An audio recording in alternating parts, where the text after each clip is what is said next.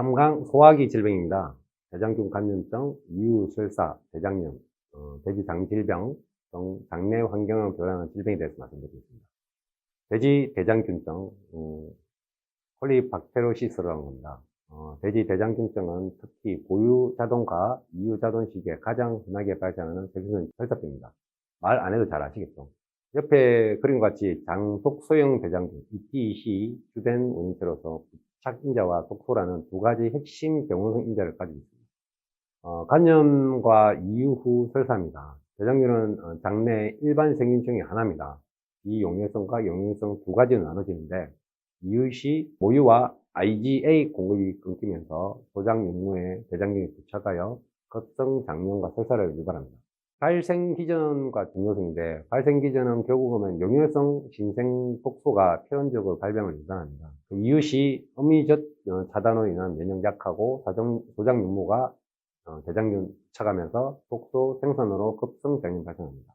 어쨌든 중요성은 뭐냐면 이유설사는 배사와 질병 이완의 일반적인 원인이며 대개 이후 5일 이내에 나타납니다. 경제적 손실이 크고 동물 복지에 영향을 미칩니다. 결국은 이 돼지가 다른 질병이 플러스 돼가지고 문제가 된다고 생각하셔도 문제가 없습니다. 병원성의 분류 체계입니다. EPEC라는 게 있고, EPEC 있고, IEEC라는 게 EHEC가 있습니다. 이런 거 있다고 알고 계시면 됩니다. 중요한 건 뭐냐면, 경제적으로 가장 중요한 병원체는 EPEC와 VEEC라는 게 있습니다. 이게 뭐냐면, 부종병입니다. 내 농장에 발생하는 게 두 개 중에 어느 거냐면 암사해서 체크하시면 됩니다. 그리고 여기서 가장 중요한 거는 농장 사장님께 알고 계셔야 될 거 뭐냐면, 내 농장에 발생하는 유형이 진생자돈이냐, 이유자돈이냐는 거, 이 두 가지. 그 다음에 핵심 선모에서 추가적으로 대장균을 발생하는 원인이 내 농장에서 노는 소장에 부착하는 인자가 K88이냐, K99냐, 987P냐, F41이냐를 아시는 겁니다. 검사를 통해서. 왜냐? 이에 맞는 백신이 따로 있거든요. 이 백신을 선택하시면 됩니다. 그럼 대장균은 기본적으로 환경적인 문제로 인해 가지고 추가적으로 발생하지 않고 실제적으로 병원성만으로 문제가 되는 농장은 그렇게 하면 해결됩니다. 근데 환경적인 문제가 플러스 되어 있는 농장은 이걸 백신을 한다 해도 완벽하게 안 됩니다. 두 가지를 제가 말씀드렸습니다. 진생자돈이냐 이유자돈이냐를 체크하는 거고, 진생자돈, 이게 이유 전에 자돈이 설사를 해가지고 이유 후에 연결되는 게 있고, 실제로 이후에 설사되는 게 있거든요. 그거 하나하고, 이 선모가 어떤 선모냐. 내가 모던한테 백신을 접종하는 선모가 내가 발생하는 농장의 선모하고 맞느냐 안 맞느냐. 백신에 설명서가 붙어 있어요. 그걸 보시고 선택하시면 됩니다. 그럼 나머지는 설명은 실제적으로 큰 의미가 없다고 생각하시면 됩니다. 그럼 여기 보면 K88은 주로 진생자돈에서 문제되고 K18은 이후에 문제가 되는 겁니다. 그럼 이런 거에 따라서 백신을 선택하시면 되거든요. 크게 문제가 안 되니까요. 잘 검사를 하셔가지고 좋은 백신을 선택하시면 됩니다. 근데 여기서 가장 문제가 되는 건 뭐냐면 환경적인 요소에 대한 부분을 제거를 해주셔야 됩니다. 그건 뭡니까? 우린 브라우스를 해주셔야 이게 깔끔하게 해결된다는 겁니다. 그게 안 되는데 난 백신을 놨는데 왜 효과 없어? 그건 뭐냐면 백신을 놔도 방어하는데 한계가 있는 겁니다. 100% 방어되는 백신은 없습니다. 본열 빼고는 아무도 없습니다. 이게 잘 생각하셔가지고 하셔야 됩니다. 설사의 발생 기전, 결국은 뭐냐면 분비성 설사입니다. 내가 먹는 거 대비했을 때 설사량이 많아서 실제적으로는 흡수력이 부족해가지고 돼지가 마르면서 설사하면서 마르면서 결국은 일찍되고 죽는 겁니다. 분비 기전은 뭐 부착, 독소 분비, 신호 전달, 교란, 이온 체계 기능 더환, 삼투압 증가, 수분 유출 이런 6단계로 된다는 것만 알고 계시면 됩니다. 그리고 설사와 완전히 다른 질병이 부종병은 설사와 완전히 다른 겁니다. 이것도 마찬가지로 검사를 하면 충분히 나오니까 발병 시기는 대부분이 보육기간에는 거의 일어나지 않고요. 이후 3주 뒤에 주로 많이 발생하네요. 8주에서 12주 중에 많이 발생하고요. 어쨌든 사료를 잘 먹고 발육이 가장 좋고 건강한 자손에게 아무런 전초 증상 없이 급사하는 양상입니다. 왜 그럴까요? 왜 아무 증상 없고 잘 크는 애가 발생할 거예요. 왜냐면 이렇게 이제 사료를 잘 먹고 발육이 좋은 상태에서 발령하는 농장의 공통점이 뭐냐면 젖먹이 급여하는 시기가 50일이 아니고요. 거의 60일, 70일 이후에 급여하는 농장이 많더라고요. 그건 뭡니까? 너무 과영양 사료가 들어가서 문제가 되는 질병입니다. 이건 뭐냐면 환경적인 질병이라기보다는 사양 관리에 대해서 적용이 실수된 케이스라고 보시면 되거든요. 이게 내가 부정적인 발생한다면 내가 사료 교체 시기를 적정하게 하고 있는가를 생각해 보시면 그 답을 찾을 수 있습니다. 근데 내가 돼지가 안 좋으니까 좋은 사료를 길게 먹이겠다고 생각하지 마시고요. 좋은 사료를 먹이겠다고 생각하시면 분만사하고 이후 초에 집중하시고요. 특히 50일하고 60일 사이에는 젖먹이 사료가 무조건 교체가 되어야 이 질병이 해결이 됩니다. 쉽게 말해서 3.5 사료나 3.5 사료를 길게 뭐 60일, 70일, 80일까지 가는 집들이 주로 발생하는 케이스들이 많았습니다. 이 부분은 잘 생각해 보시면 이 질병의 답을 찾을 수 있습니다. 주요 증상은 뭐냐면 특히 뭐냐면 안검이 안 부종돼 있고요. 그러니까 눈이 보면 눈동자가 안 보인다고 생각하시면 됩니다. 그리고 비틀거림이 있고 마비가 되는 거니까 뒷다리 마비되고 기립불능이고 경련을 되살아나는 겁니다. 치사율이 상당히 높습니다. 그리고 이게 임상 증상은 중증 급성이고 악업성이 있고 출혈성 설사가 있습니다. 크게 세 가지가 있으니까요. 자세한 내용 한번 보시고요. 참고하시면 됩니다. 그리고 진단 및 감별 진단은 결국은 뭐 부검을 의뢰해가지고 검사하는 수밖에 없고요. 어쨌든 그걸 세균하고 어쨌든 다른 질병이 복합적으로 되어 있는지 안 되는지를 검사해 보시면 명확하게 답이 나오니까, 그리고 손모에 대한 부분을 추가적으로 꼭 검사를 하셔가지고 맞는지 안 맞는지 확인하시면 되고요. 그리고 뭐 PD하고는 구분되실 거고 로타하고 좀 구분이 안 갈 수도 있는데, 로타는 실제적으로 뭐냐면 체중이 적어요. 그게 뭐냐면 설사를 하면서 실제적으로 뭐냐면 위축이 되는 거니까 일령이 이후에 발생하도록 좀 어리고, 근데 대부분이 한 7주, 8주, 9주, 10주에 이제 부종병 발생하거든요. 그리고 뭐 TG는 없으니까. 그리고 사물레라 감염점도 요즘은 이제 적절하게 컨트롤하니까 사물레라 감염점은 쉽게 보기 어렵고요. 그리고 이제 제가 간단하게 그 설사변에 대해서 체크할 수 있는 방법을 하나 가르쳐 드릴게요. 이게 진단 방법이 있는데 농장에서 할 수 있는 게 뭐냐면, 리트머스 종이 가지고 분을 떠가지고 한 5분에서 10분 정도 정체를 해 놓으면 이제 분을 묻힌 상태에서 알카리성을 띠면 푸른색으로 변색되면 대장균, 쉽게 말해 세균성 설사입니다. 근데 이게 붉은색을 띠면 바이러스 설사예요. 그러면 내가 이걸 어떻게 해야 되겠다는 부분을 현장에서 바로 체크할 수 있는 부분입니다. 이거 유용하게 쓰시면 도움 많이 되실 겁니다.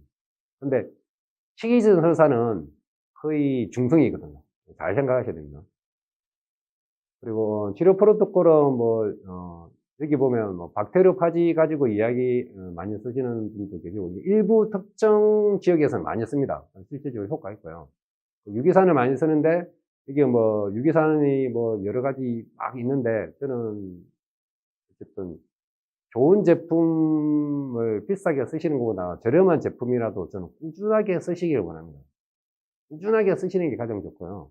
생균제도 여러 가지 복합적인제들이 많은데, 저는 이제 비싼 걸 비싸면 보통 8,000원, 15,000원 이렇게 하면 그걸 1kg 쓸 거냐, 아니면 가격이 저렴한 걸 많이 쓸 거냐 했을 때는 저는 가격이 저렴한 걸 많이 쓰는 걸 추천드리는 분 중에 한 사람입니다.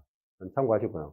그리고 산화 아이언 사용 중인데, 지금 이제 일반적으로 산화 아이언을 쓰면 산업용 산화 아이언을 많이 쓰시거든요. 실제적으로 그렇고. 근데 일부 쓰고 계신데, 지금 유럽에도 산화 아이언을 쓰는데 산업용이 아니고 실제적으로 토양에 전혀 무해한 산화 아이언이 유럽에는 공급이 되고 있고, 실제 국내에서 공급이 되고 있거든요. 제품을 찾으시면 있을 거니까 이것도 쓰는 것도 추천드립니다. 그리고 전해질, 어쨌든 탈수 일어나면 전해질 공급은 무조건 해야 되고요. 그리고 항생제는 음수 투약을 가장 기본적으로 합니다. 다른 첨가제보다는. 왜냐면 일단 마비가 오면 사료 필요량이 떨어지거든요. 부종병에 대한 부분은 검사를 해보면 특정 항생제가 나오니까 음수 투약을 하시는 걸 가장 권장됩니다. 그러면 음수 투여를 할 수 있는 시설을 갖추고 계셔야 되겠죠. 근데 본사는 큰데 음수 투여 시설은 안 돼 있고 라인이 안 돼 있으면 일부 구간만 투여해야 되는데 전체를 다 투여하면 비용이 되니까 각 방마다 투여할 수 있는 그 음수 라인, 투약 라인을 꼭 그 구비해 놓으시면 적재적소에 약을 투여할 수 있기 때문에 도움이 되실 겁니다. 그럼 뭐 제신 프로토콜은 아까 말씀드린 것처럼 박테리오파지 투여하는 거하고 유기산하고 프로바이오틱스 이 세 종류가 있습니다. 이건 유용하게 쓰시고요. 아까도 말씀드렸다시피 하나아연은 규제가 되어 있는데 유럽은 그걸 이제 극복한 제품들이 있으니까 국내 수입해서 판매되고 있습니다. 그건 알아보시면 충분히 알 수 있으니까 사용하시면 됩니다. 그리고 대장균 백신이 전략입니다. 가장 중요한 건 제가 아까 말했죠. 입기 시 주요 부착 인자가 무엇이냐. 그 항원이 들어가 있는 백신을 투여하면 기본적인 부분은 해결된다. 단 환경적인 부분이 문제가 추가적으로 되는 데는 한계가 있다. 어쨌든 작용 원리를 일단은 조율을 통해서 해당 부착 인자에 대한 항체를 분비하게 하여 사돈의 장에서 입기시가 부착하는 것 자체적으로 원천적으로 차단을 올립니다. 그리고 이제 나노 항체 가지고 하는 부분도 있는데 이건 일부에 쓰기 때문에 말씀드리지 않겠습니다. 그리고 대장균 관련 사용 관리 이유 전입니다. 부유동 관리, 백신 접종, 뿐만 환경, 자동 법입니다.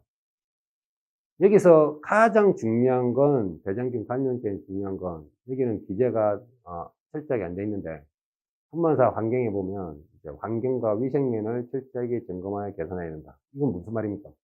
그건 올리노라하고 수세 소독하고 건조를 48시간 이상 해야 된다는 거예요. 그게 가장 중요합니다. 근데 말은 쉽지. 그게 안 된다고 하시는데 해결하려면 그렇게 하셔야 됩니다. 그리고 사용관리, 이유일 및 이유입니다. 이유일 중요 요인은 뭐 다 아시겠지만 어쨌든 온도 관리하고요.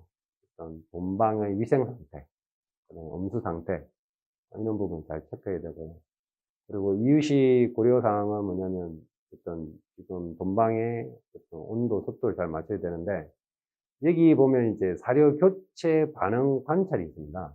이게 뭐냐면 돼지가 안 좋을 때에 이게는 체중이 분만세에서 설사를 하는 돼지들이 넘어오거나 이후에 설사할 때는 내가 사료 교체 타이밍을 어떻게 가져가냐에 따라서 돼지가 달라지거든요.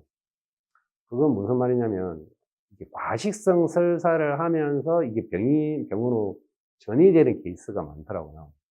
이게 쉽게 말해서 이유하고 난데 돼지들을 설사를 해. 근데 항생제를 넣는 거 방법 하나고요. 이유해가지고 돼지가 3, 4일 지나고 일주일 지났는데 설사를 해. 근데 사료를 빨리 교체하는 방법하고 두 가지를 테스트 해보시면요. 뭐가 문제인지를 찾으실 수 있습니다. 근데 그에 대해서 관찰하고 하려니까 이제 외국인 애들이 좀 그에 대해서 반응을 하면서 제대로 해야 되는데 그냥 설사하면 약 넣고 이런 부분이 악순환이 계속 반복되는 분 중에 하나거든요. 근데 이게 면밀하게 관찰하면 쉽게 항생제를 투입하지 않고도 사료 교체 시점에 대한 부분만으로도 해결할 수 있는 초기 대응 방법 중에서 가장 중요한 키포인트입니다. 사료 교체 관리에 대한 부분은 한 번 정도 재점검하고 어떻게 해야 되는지를 관찰해 보시면 좋은 결과가 나오실 겁니다. 그리고 세 번째, 대장염, 콜라이티스입니다. 이런 회장염이죠. 그 회장염이 원인체가 스폴리라 폴리오사이콜리스입니다. 이게 그 사람으로 치면 무슨 병인지 아십니까? 성병입니다, 성병. 이게 잠복 기간이 3주예요, 3주. 이게 뭐냐면 이게 질병이 들어오면 사람들이 이제 약 넣고 놓으면 없거든요. 발생하면 없는 거거든요. 근데 한 달 뒤면 또 나와요. 이게 잠복 기간이 이게 3주라는 게 상당히 무서운 거거든요. 이게 어떤 데는 3주라고 돼 있고요. 어떤 데는 4주라고 돼 있습니다. 그만큼 이 잠복 감염이 심해가지고 이 잠복 기간 동안에 어떻게 될지 모르는데 얘가 특징이 뭐냐면 세포 내에 기생을 해요. 그래서 이 약이 효과가 있을 때는 숨어버리고요. 약이 효과가 진행될 때는 없어졌다가 약이 없을 때는 다시 나오는 그런 특징을 가지고 있거든요. 이제 이걸 꾸준히 계속 급여를 해야 이게 없어지는데 올린오라웃 하는 집들 같은 경우에는 한번 작업을 해보니까 없애는데 한 1년 반에서 2년 정도 걸리더라고요. 근데 올린오라웃 안 된다는 뭐냐면 주구장창, 주구장창. 그럼 뭐냐면 이것도 마찬가지로 올린오라웃이 돼야 이게 해결할 수 있는 방법 중에 하나인데 요즘 다행히 백신이 있습니다. 백신이 있기 때문에 충분히 해결할 수 있는 질병 중에 하나입니다. 참고로 종돈장은 백신을 많이 하는 편입니다. 그리고 주요 발생 1년과 이완율은 주로 6에서 12주령은 돼지에서 감염이 되는데 파기적인 증상은 이제 다음에 보시겠습니다. 일단 이완율을 보고 말씀드리겠습니다. 이완율은 그룹 내 최대 50% 이완율이라는 건 뭐냐면 감염이 됩니다. 근데 감염이 된다고 다 발생하는 건 아니거든요. 이게 뭐냐면 구제역은 딱 보면 100% 감염되는 게 보이잖아요. 그걸 이완율이 하거든요. 아프리카 돼지열병은 이완율이 진짜 낮습니다. 1 내지 2%밖에 안 되는데 구제역은 뭐냐면 폐사율은 아주 낮습니다. 근데 ASF는 뭐냐면 걸리면 죽습니다. 그러면 회장님은 뭐냐면 이완율은 50% 주는데 폐사율은 얼마나 되느냐? 그건 이제 농장의 위생 상태에 따라서 그다음에 올인하러 되느냐, 아니면 돼지 넣고 빼고 뭐 10년, 20년 동안 한 번도 안 비웠냐 이런 부분에 따라서 달라지는 겁니다. 동사의 오염에 따라서 폐사율은 달라집니다. 사료 전환율은 상당히 저하되는 거죠. 그리고 발생 시기의 생산 진행입니다. 성장이 빠른 시기인 8내지 14주 중에 고밀도 사료를 무제한 급여하는 육순돈의 손이 발생합니다. 초기에는 뒤척이는 변이 나오면서 돼지의 외양이 증상입니다. 질병이 진행된 설사가 매우 붉어지고 탈수, 세약, 성장 부진이 뚜렷해지면서 어떻게 나오냐? 백색 돼지가 나옵니다. 돼지가 하얘지는 거죠. 그러면서 아랫배가 확 들어가는, 육안적으로 봐도 위축되는데 돼지가 하얗게 된다. 그러면 무조건 이거 의심하셔야 됩니다. 한 마리가 있더라도. 치료제는 다양합니다. 제품들이 많이 나와 있기 때문에 그럼 물어보시면 얼마든지 있는 거예요. 이것도 마찬가지로 산화 아연을 하면 관리가 잘 되고요. 펠렛 사료를 분말 사료를 교체하고 에너지와 단백질 함유 높은 사료를 급여시 주의해야 됩니다. 이건 문제가 이게 뭐냐면 펠렛 사료에서 분말로 교체되는 건 뭡니까? 좀 더 입자도 곱다는 거죠. 그러면 이건 좀 더 문제가 더 된다는 걸 참고하시면 됩니다. 그리고 이제 살모넬라입니다. 살모넬라는 지금 보면 이제 급성 폐혈증, 급성 장염형, 만성 장염 세 가지가 있습니다. 근데 살모넬라는 기본적으로 지금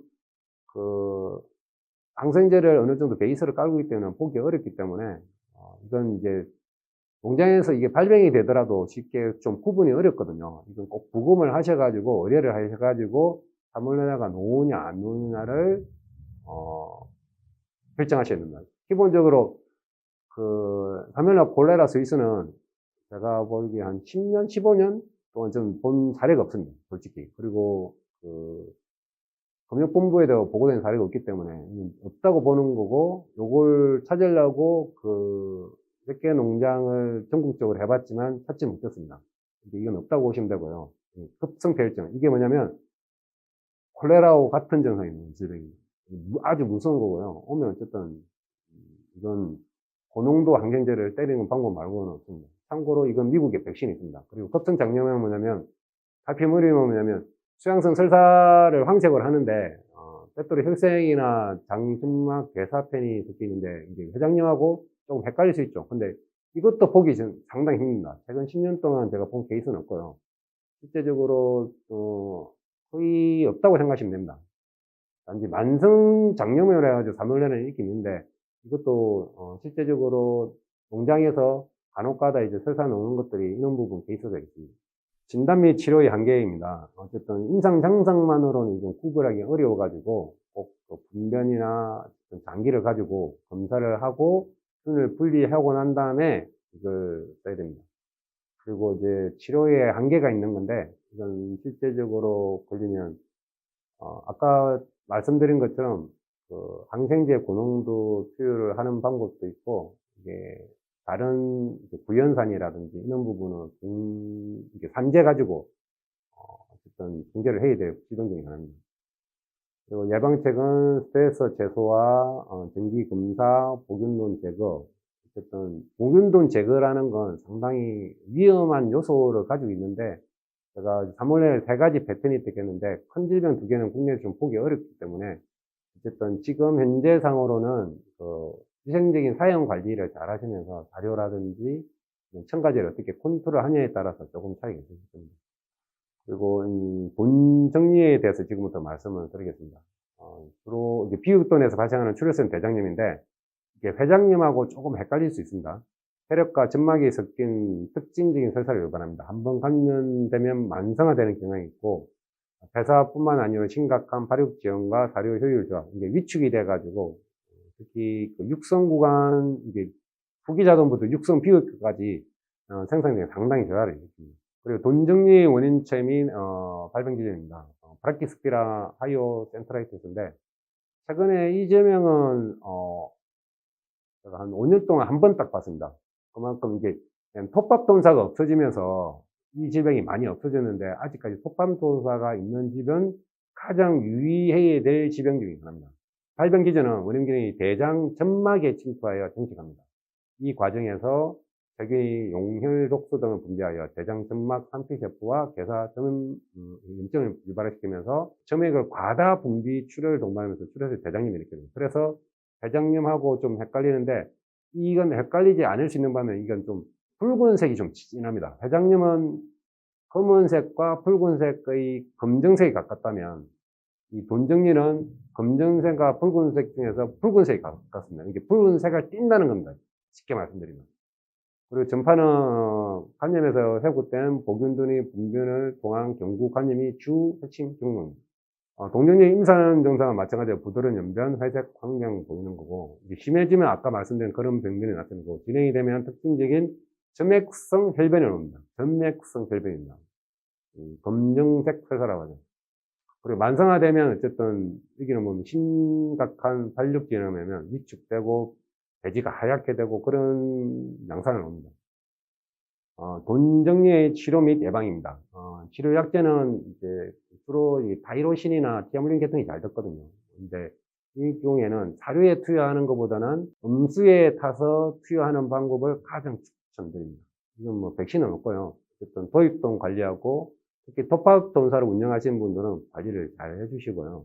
어쨌든 올인오라고 하고 정확하게 수세 건조해가지고 유기시키는 것도 가장 좋은 방법입니다. 돈정리와 농장 방역 수준입니다. 농장의 위생 조치가 PD 전파를 막을 수 없다면 돈정리 전파 또한 막을 수 없을 것입니다. 그건 뭐냐니까? 출하차를 이동되는 가장 대표적인 질병이라고 생각하시면 됩니다. 근데 다행히 톱밥돈사가 많이 없어지면서 이런 부분 전파가 낮아진 거죠. 근데 PD는 톱밥돈사와 관계없이 발병하는 거니까 계속 발생할 수 있는데, 어쨌든 톱밥돈사가 많이 없어지면서 전파를 많이 없어진 상태입니다. 그 다음에 이제 괴사성 장염입니다. 네크로틱 엔테라이티스입니다. 글로스트리민 균형이에요. 강력한 독소에 발병하는 질병입니다. 신생자돈에서 급성 출혈성 설사와 급사를 유발하는 치명적인 질병입니다.